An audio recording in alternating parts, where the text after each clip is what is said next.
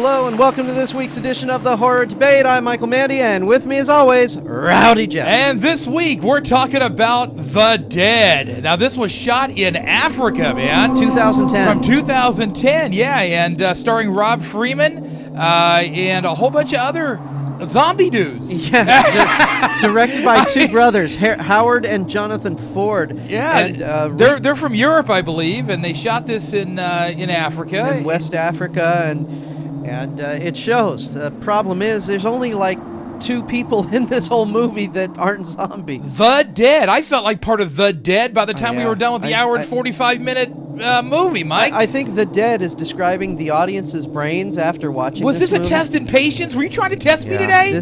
You're pushing me, Mike. You know, I read a lot of crazy things about the filming of this movie. Yeah. And so I said, I got to see this movie. Well, like the main actor almost died. Yeah. Shooting the flick. Exactly. I mean, you know, but look what it came out as. He almost risked his life for this. Yeah. Well, a lot of people are watching this movie. I know, and a lot of people are liking it. It's a zombie movie set in Africa, featuring a lot of local Africans, and their involvement in this movie helped their tribes out with the money that they were given to do all this stuff. Well, Mike, I would ask you what the plot is, but I don't think we have one. Well, okay. Zombie outbreak is happening in Africa, and this airplane crashes. One guy survives. Meanwhile, zombies ate a village, and this one little kid got out with the army. And so the movie is these two guys. It's a survival story. Yeah, it's a road trip movie, basically. But it's not a road trip movie where the journey is all the fun, not the destination, like planes, trains, automobiles. Right. You know? No. I just told you an hour and 45 minutes worth of movie in 30 seconds. Yep. It's two guys walking across the African desert. They drove for a little bit, but they crashed into a bush that breaks an axle. Yeah. That's the infamous axle breaking. The axle breaking bush. The African axle breaking bush. Yes, absolutely. You know, the thing that bothered me about this, Mike, is just as you said. I mean, so slow. And you know, character development, none.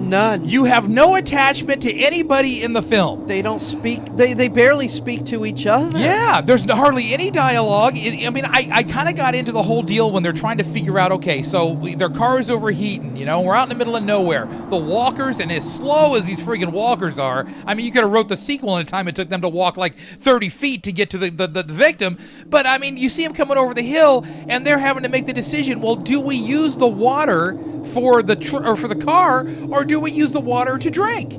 You know, so that was kind of cool that they put a little like dilemma in there, and one guy's of course saying you can't put it in the car because we're going to need it. We're never going to make it if we have to walk. What if it doesn't work if you put it in the car? And the other guy's like, then we got no water. And well, we have no choice. If we don't get in this car, we're going to have to walk miles anyway.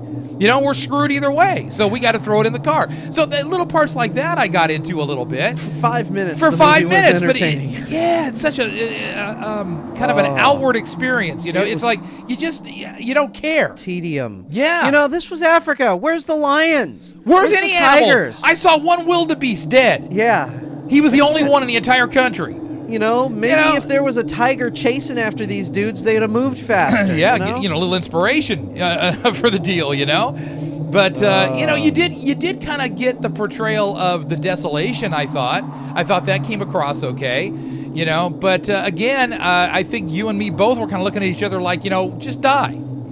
Just die. Let's get it over with. We didn't even care if he died. No. You know? I mean, we just, you know, it just was, you know, by the time we were like 45 minutes in, it was just like, I can't believe how slow this is going. Yeah, it's a very slow film. So, I mean, a lot of people like it, though, and I think the reason they do is because it's kind of a departure, is what I'm trying to say, from a lot of the other zombie flicks. Yeah, that's not that kinetic energy, shaky camera and everything, and zombies have jaws that extend out and razor sharp teeth and chasing after it. No, this is I like old school Romero zombies. Well, I like those faster zombies. But you know, you made a good point though, because we were talking about the difference between like the virus infected zombies and the dead zombies, making the distinction between like, you know, the dead zombies are a lot slower, more methodical.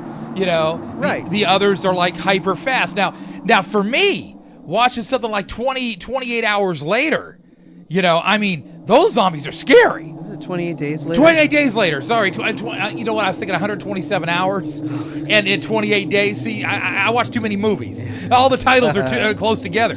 No, but you know what I'm saying? I mean, Yeah. those suckers were scary, man, because Yes. they would freaking break. They were just booking, you know?